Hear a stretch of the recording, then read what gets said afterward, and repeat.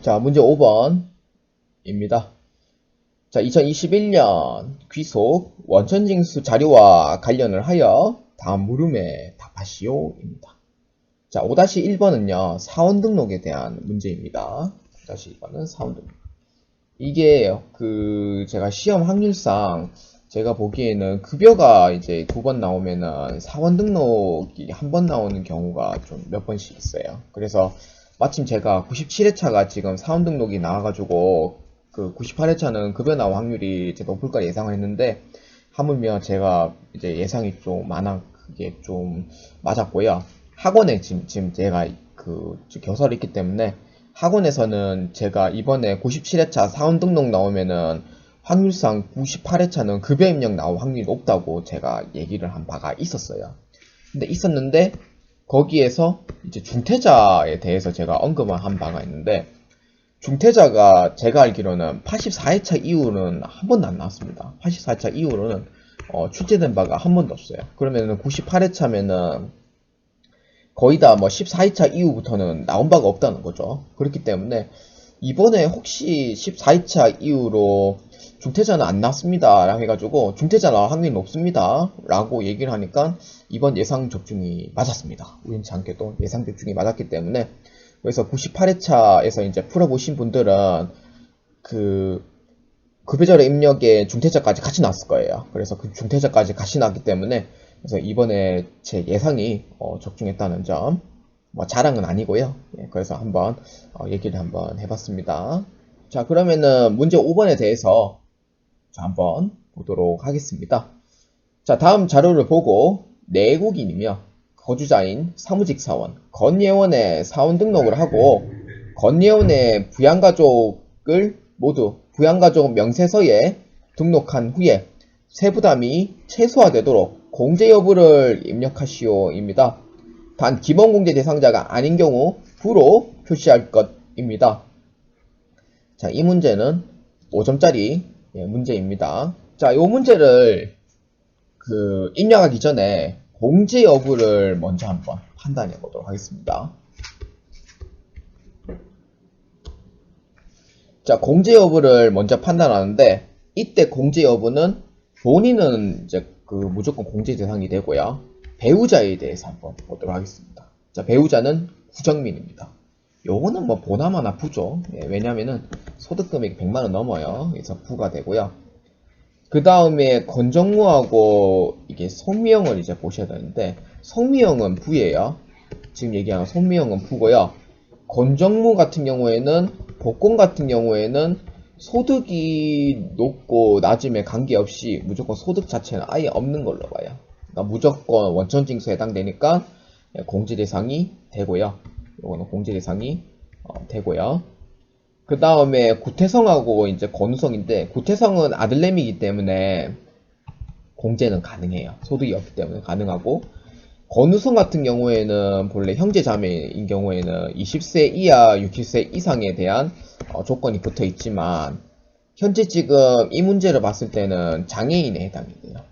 장애인에 해당되는데, 지금 이제 건우성 같은 경우에는 장애인 복지법상 장애인 때문에 장애인 같은 경우에는 나이 제한은 없어요. 그래서 나이 제한 없는데 소득은 봅니다. 근데 마침 소득도 없어요. 그렇기 때문에 장애인에 대상이 되는 공제가 되고요.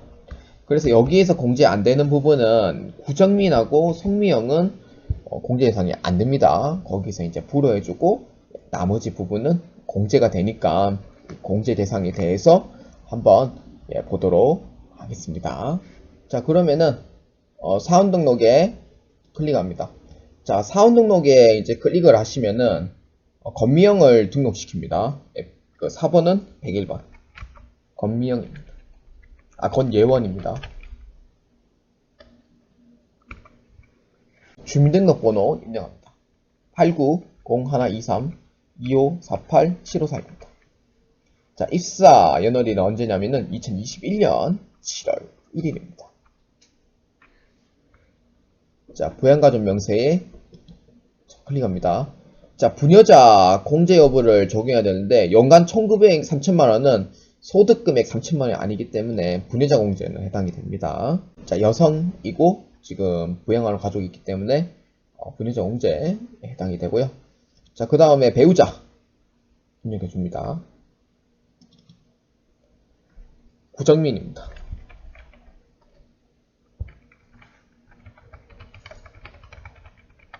당연히 부로 해주시면 되고요. 자, 그 다음에 권정무입니다. 소득자의 직계존속입니다. 자, 권정무 입력해 줍니다.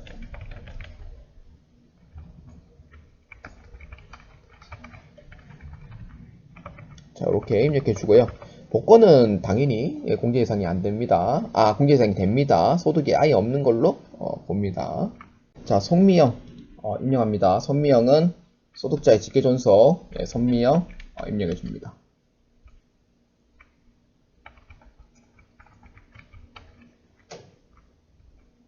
자, 이렇게 입력하면 되고요. 일단 나이부터가 해당이 안 돼요. 나이부터 해당이 안 되고, 그 다음에 지금 양도소득 금액도 100만 넘기 때문에 공제가 안 됩니다. 손미영은 이렇게 부로 해주면 되고요. 그 다음에 아들내미에 해당하는 국대성 입력합니다.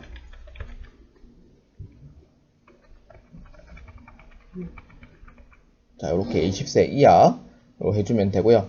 20세 이하 같은 경우에는 본래 자녀 같은 경우에는 본래 7세에서 20세까지 그 자동 반영이 되는데 나이가 지금 4세밖에 안 되기 때문에 자녀 쪽에서 강제로 동그라미 치시면 안 돼요.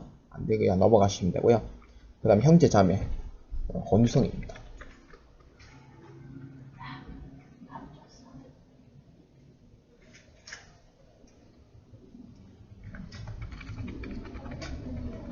자, 입력해주면 되고요.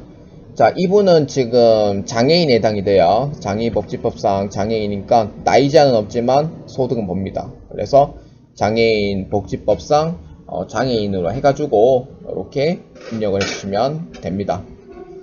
자, 그러면은 구정민하고 송미영 같은 경우에는 부로 이렇게 해당이 돼요. 구정민은 총급액이 500만원이 넘고요. 그 다음에 송미영은 나이부터가 안 되지만 만약에 나이가 된다고 하더라도 양도소득 금액이 100만원 이상이면은 공제 대상이 안 됩니다. 그래서 그렇기 때문에 공제 대상이 되지 않고요. 나머지는 공제 대상이 되니까 권정무하고 구태성하고 권우성은 이렇게 기본 공제 대상자로 입력해 주시면은 5점을 받으실 수가 있겠습니다.